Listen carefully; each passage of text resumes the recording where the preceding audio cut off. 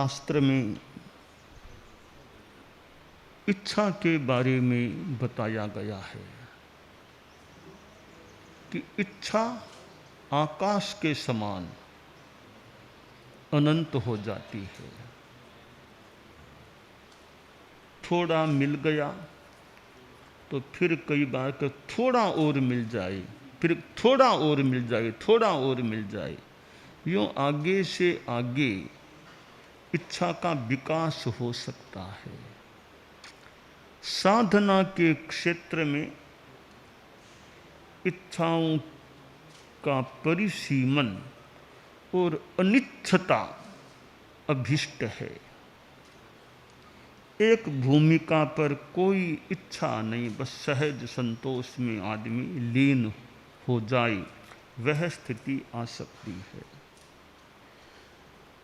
आप लोग जो गृहस्थ हैं, जो परिवार की जिम्मेवारी भी है और सामाजिक पारिवारिक गृहस्थोचित जीवन है, वहाँ यूँ व्यापार धंधा लेन देन रुपया पैसा सोना चांदी आभूषण अनेक चीज़ें हो सकती है। तो एकदम इच्छा छोड़ना तो मुश्किल हो सकता है। तो भी अल्पेच्छ इच्छाओं को अल्प कर दें, ज़्यादा न रखें। यह मध्यम मार्ग है। एकदम अनिच्छ होना बहुत आदर्श की बात है, वो प्रायः है गृहस्थों के लिए मुश्किल हो सकती है। तो अनिच्छ नहीं बन सकते, कठिन है, तो महेच्छ भी यानी बहुत ज़्यादा इच्छाओं वाले भी मत बनो। बीच का रास्ता अल्पेच्छ, जैसे अव्रत महाव्रत और बीच में है अनुव्रत, कि महाव्रती सब नहीं बन सकते तो एकदम अव्रती भी मत रहो, बीच का अनुव्रत ले लो, थोड़े थोड़े छोटे छोटे नियम लेके अनुव्रती बन जाओ। तो यह अल्पेच्छ इच्छाओं का अल्पीकरण है। अल्पीकरण कैसे? कि थोड़ी उम्र जैसे बढ़ जाए, उम्र में कुछ अंतर हो सकता है। एक 30-35 वर्ष का युवक है, 40 वर्ष का युवक है, उसका तो भी कमाओ वो करो, एक थोड़ा ज़्यादा ध्यान कमाने में, और कि भी पिताजी भी वृद्ध हैं, बेटे अभी छोटे हैं, तो सारी जिम्मेवारी अभी परिवार की आर्थिक व्यवस्था की मेरी है, तो उसका तो ध्यान ज़्यादा कमाने में और में बस रह सकता है। पर जिसको 80 पार की उम्र आ गई है और पीछे बेटे पोते काम संभालने वाले हैं, तो वह इच्छाओं का अल्पीकरण इस प्रकार कर सकता है कि भी मेरे स्वामित्व में अब कम रहे, कि मेरे स्वामित्व में कि दुकानें हैं 2, अब मैं एक दुकान को कम कर सकता हूँ। मेरे स्वामित्व में खेत है, वो खेत का स्वामित्व अब मैं छोड़ सकता हूँ। मेरे स्वामित्व में इतनी सोना चांदी आदि राशि है या पैसे हैं, मैं इनको भी कम कर सकता हूँ। यह अल्प इच्छा हो गई। जितने से मेरा काम चल सकता है और जो जिनके प्रति मेरी जिम्मेवारी उनका काम चल सकता है, तो फिर मैं ज़्यादा परिग्रह अब अपने पास क्यों रखूं। और सादगीपूर्ण जीवन है, ओढ़ना पहनना कपड़े सीमित, खान पान में अपना संयम है, और कोई दिखावा और ज़्यादा करना नहीं, तो थोड़े से संसाधनों से जीवन चल सकता है। तो मैं अपनी आत्मा के लिए पूरा अपरिग्रही तो बनना कठिन है, तो अल्प परिग्रही तो बन जाऊं, परिग्रह कम रखो, तो अपना स्वामित्व सीमित कर ले या कम कर ले। वो एक अल्पेच्छ होने की प्रविधि प्रक्रिया हो सकती है। और कहीं कोई भी हस्ताक्षर करने पड़ते हैं कि उसमें भी कब मेरे हस्ताक्षर अब नहीं, अब बेटे बेटे वो जाने, मेरा कोई साइन हो जो जरूरी नहीं हो, अब मैं कोई साइन नहीं करना मुझे। अब साइन में कहीं झूठ साज थोड़ा बहुत हो जाए, क्या पता साइन करने में, मेरा कोई साइन नहीं अब मैं मुक्त रहना चाहता हूँ, तो वो भी आपका एक अल्पीकरण हो गया।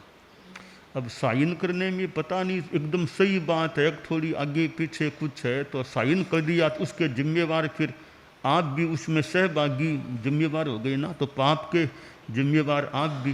का आपका कोई जिम्मा नहीं, मैं कोई साइन नहीं करना, मैं छोड़ता हूँ इन चीज़ों को। फिर आपको न साइन करना न मतलब वो पाप आपको इतना नहीं लगे, आप उससे मुक्त रह सकते हैं। ये अल्पेच्छता की बात है कि कितना मैं इच्छाओं का और परिग्रह का अल्पीकरण कर सकूं। तो यों अपने गृहस्थ जीवन में उम्र जो अच्छी आ जाए, 80 आ गई मान लो, अब ठीक है, 4-20 यहाँ चली गई है, 80 आ गए हैं, उम्र और अच्छी लंबी हो सकती है, पर अब ठीक है, इतना जीवन इस अब और ज़्यादा संयम की तरफ आगे बढ़ना है। खान पान में भी अपनी सीमा भी कि मुझे तो 15, 20, 21 द्रव्यों से ज़्यादा एक दिन में अब नहीं लगाना है, बस वो सीमा हो गई कि मुझे जमी कंद, ये लहसुन प्याज ये चीज़ें मुझे नहीं खाना है, मैं त्याग करता हूँ, ये भी सीमा अल्पीकरण हो गया। यूँ बात बात में और आगे जाकर के भी मुझे विदेश भी अब नहीं जाना है, मैं विदेश जाने का भी छोड़ने का संकल्प लेता हूँ, मुझे यह यात्रा नहीं करनी है, क्योंकि विशेष परिस्थिति के सिवाय मुझे न प्लेन का उपयोग करना, मैं करना ही पड़े तो और साधन है, प्लेन का उपयोग अब मुझे नहीं। तो जितनी सीमा हो जाए उतना वो त्याग संयम हो सकता है, इच्छाओं का परिसीमन, परिग्रह का परिसीमन हो सकता है। तो आदमी ये भौतिक साधन है, जितना आवश्यक है उतना तो मान दो उपयोग करना हो, कि बाकी और जितना आवश्यक नहीं है उतना पदार्थों का उपभोग और उपयोग आदमी क्यों करे। और यूँ अपना कि भोजन कर लिया, लंच हो गया, अब 3 घंटा 4 घंटा पानी के सिवाय खाना पीने का त्याग है, तो वो भी सीमा हो गई। अब 3-4 घंटा कोई चीज़ लाए तभी मुझे तो खाना नहीं है, मेरे तो त्याग है, 3-4 घंटा जितना हो सके उतना। तो यूँ जितना त्याग बढ़ता है तो वो एक भीतर की चेतना में संयम धर्म वो भाव बढ़ सकता है। यानी छोटी सी बात है, न ज़्यादा जोर पड़ता, आपने खाना खा ही लिया पूरा, अब 3 घंटा तो आराम से आप तीनों आरों का त्याग, कोई दवाई हो तो अलग बात है, दवाई लेनी हो तो, बाकी आराम से त्याग कर सकते हैं, तो वो लाभ आदमी को लेना चाहिए। पर त्याग नहीं है, कोई आपका पोता आ गया, लो ये चीज़ खा लो, तो आपने खा ली, वाह, त्याग नहीं था तो खा सकते हैं, त्याग अभी मुझे नहीं खाना, इतने बजे तक मेरे त्याग किए हुए हैं। यूँ छोटे छोटे त्याग करने से वो धार्मिक साधना भी, बोलने का भी, अभी तो कोई खास काम है नहीं, 1 घंटा मौन कर ले, 1 घंटा बोलने का त्याग, अपना धार्मिक कोई स्वाध्याय वगैरह कर ले, बोलने का तो त्याग कर ले, 1 घंटा आपके वाणी का भी संयम हो गया। तो कई चीज़ें धर्म की है, उनमें ज़्यादा जोर नहीं पड़ता, बस थोड़ा सा ध्यान देने से अपना संयम अच्छा हो सकता है। अब रात को मान लो खाना भी पड़े, भोजन भी मान लो करना पड़े, तो 10 बजे के बाद खाना नहीं खाना, यह तो बहुत आसान है। कि 10 बजे के बाद पहले तो आराम से काफ़ी, प्रायः कोई विशेष यात्रा भी कभी नहीं खाया, 10 बज गए अब खाना नहीं, 3-4 घंटा रात चली गई, अब कब तक खाएंगे, 10 बजने के बाद सूर्योदय तक दवाई पानी के सिवाय अब नहीं खाना, यूँ रोज़ त्याग करता रहे। आगे बढ़े तो 9 बजे के बाद नहीं खाना, 8 बजे के बाद नहीं खाना, तो जितना यूँ संयम, फिर सूर्यास्त के बाद भी नहीं खाना, यह त्याग कर दे। तो थोड़ा थोड़ा ध्यान, थोड़ी थोड़ी कठिनाई आए तो आदमी सहन करे, एडजस्टमेंट बिठाए, अपना त्याग आगे बढ़ाने का प्रयास करें। तो इच्छाएं हैं, उनको हम कैसे अल्पता की ओर ले जाएं, इस पर खैर साधुओं का तो अलग जीवन है, तो साधुओं के तो सूर्यास्त के बाद ऐसे ही खाना पीना बंद है, मतलब तो उनकी तो अलग ही बात है, जिंदगी भर का उनके तो नियम हो गया। साधुओं के तो वैसे परिग्रह की कोई रुपया पैसा वाली वैसे बात है नहीं, तो उनका तो अपने आप ही अपरिग्रह है। वो भी साधु भी और ज़्यादा जितना धर्म कर सके, साधु भी और ज़्यादा अपने कपड़ों का भी जितना और अल्प कर दे, धर्मोपकरण हैं उनको भी जितना कम करे। अच्छा, फिर भी साधुओं की अलग दुनिया है, गृहस्थों की थोड़ी सी अलग दुनिया है। तो गृहस्थ यह सोचे कि मैं घर में रहते हुए भी कितना साधु जैसा, साधु के जीवन की तरफ जितना आगे बढ़ सको।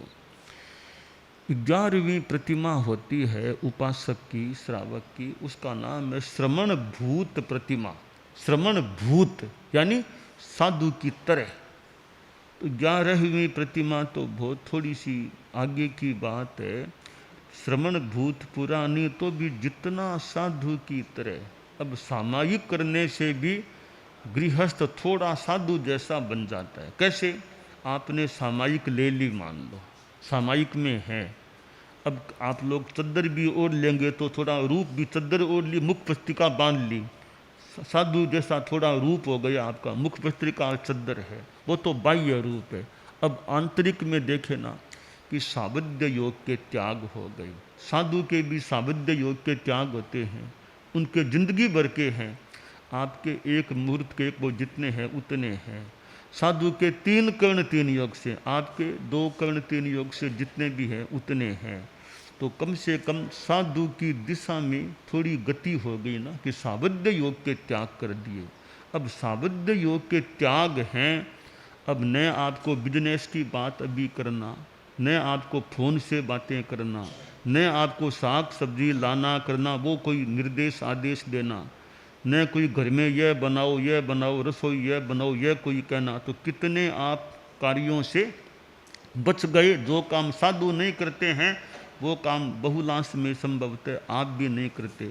इसलिए सामायिक में भी श्रावक है वो कुछ साधु की तरह उतनी देर के लिए कुछ अंशों में साधु की तरह बन जाता है। तो 12 व्रत है, अच्छी तरह समझ करके ले लिए तो वो भी अच्छी साधना है। कितने त्याग हो। और आगे बढ़े तो सुमंगल साधना जो नई एक शुरू की है वो गृहस्थ ले ले, और बहुत ज़्यादा मजबूती वाले त्याग हो सकते हैं, हिंसा के, झूठ के, चोरी आदि आदि जो भी नियम हैं। तो जो इच्छा की बात है शास्त्र में कहा गया है, इच्छा तो आकाश के समान, इच्छा आकाश के समान अनंत है। कैसे? कि आकाश का आर पार नहीं, किनारा नहीं होता आकाश का कि यहाँ से आकाश शुरू और वहाँ पूरा हो जाएगा, ऐसा नहीं। आकाश अनादि अनिधन, न तो आकाश की आदि प्रारंभ है न कहीं अंत है। कि इसी प्रकार आदमी की इच्छा भी बढ़ती है तो बढ़ती जाए बढ़ती जाए बढ़ती जाए, कहाँ जाकर वो विराम ले। पर प्रयास करें तो हम इच्छाओं को रोक सकते हैं। तो यह रोकना कि पानी आ रहा है पर आदमी ने रोक लगा दी, कुछ आड़ा लगा दिया, पाल बांध दी, अब पानी की रोक लग गई। तो इच्छाओं की भी रोक लगा दे। इससे ज़्यादा आगे नहीं आना, इससे ज़्यादा इच्छा को आने का स्थान नहीं देना। तो यह जो श्रावक या गृहस्थ का जीवन है, और जैन धर्म के जो ये सिद्धांत हैं वो आत्मा के लिए बहुत अच्छे प्रतीत हो रहे हैं। और व्यावहारिक जीवन में भी आदमी के इच्छाओं का सीमन है, ऐसे लोगों का समूह है जहाँ इच्छाओं की सीमा है, अपनी प्रामाणिकता भी है, खान पान आदि में संयम है, तो समाज भी अच्छा बन सकता है। एक एक आदमी अच्छे हैं, उनका समूह होगा तो समाज अच्छा हो सकेगा। तो यह धर्म है वो आत्मा के लिए है, और धर्म से अनेक अन्य समस्याओं से भी बचाव हो सकता है। जितना आदमी संयम करे, जितना हो सके, उम्र के साथ वो संयम को, उम्र ढलांत में आ गई है, जैसा मैंने कहा 80 आ गए हैं तो अच्छी उम्र आ गई, और भी 15-20 और भी आए तो कोई आ सकते हैं, कोई 100 के पार भी हो सकता है, पर 80, 75, 80 आ गए हैं। अब संन्यास यानी साधना का ज़्यादा हो कि अब 75 पार हैं कि अब भाई संस्थाओं के अध्यक्ष और भी अब हमें छुट्टी दो, इतने अब हम धर्म ध्यान में और कोई सेवा करा लो, भले धार्मिक सेवा हो तो करा लो, साधु संतों की सेवा कर लें और कोई धार्मिक काम हो वो कर दें, बाकी ये संस्थाओं के अध्यक्ष बनो और वो बनो कि अब इनसे भी विरक्ति। 75 आ गए, 80 के निकट हैं, 80 पार हैं, अब ये अध्यक्ष बनना का, मंत्री बनना का, अब इनसे मुक्ति।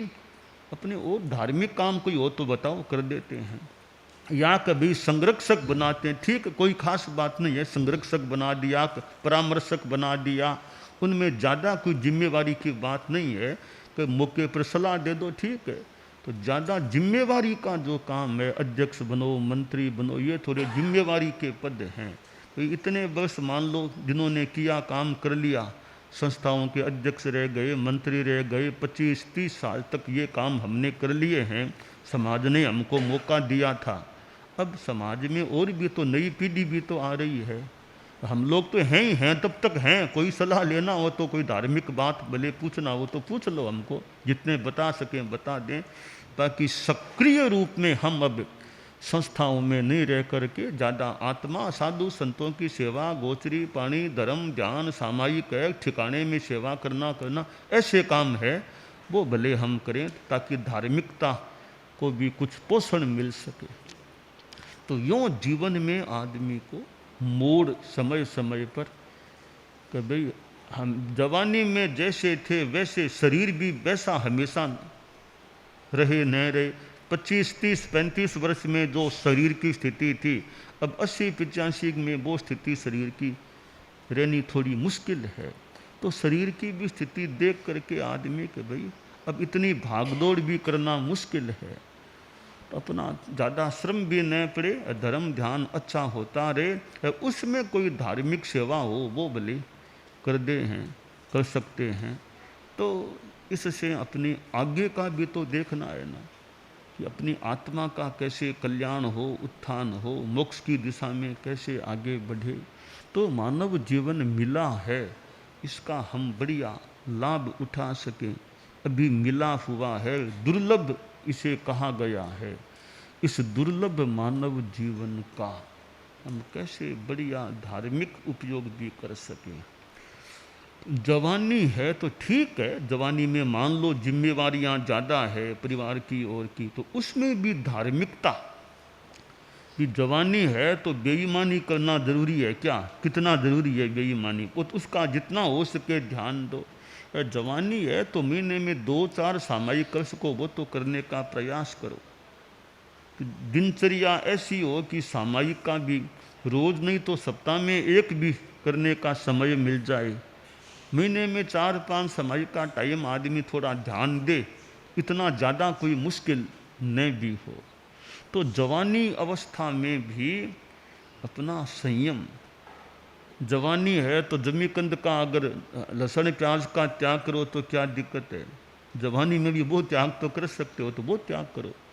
तो ठीक है, वृद्धावस्था में ज़्यादा धर्म ध्यान करें, और जवानी और वृद्धावस्था में भी कई बार अब तपस्या है, मान लो जवानी में तो मान लो हो जाए, कि बाद में करेंगे, बाद का पता नहीं है, कौन सी बीमारी लग जाए, डॉक्टर कह दे नहीं उपवास नहीं करना, दवाई लेनी पड़ेगी, उपवास छूट जाए तो फिर पता नहीं कि अमुक सोडियम कम होना, वो होना, ऐसी कोई चीज़ें लग जाए शरीर के, तो डॉक्टर साहब कह दें अब आपको उपवास तो नहीं करना है, फिर क्या करेंगे।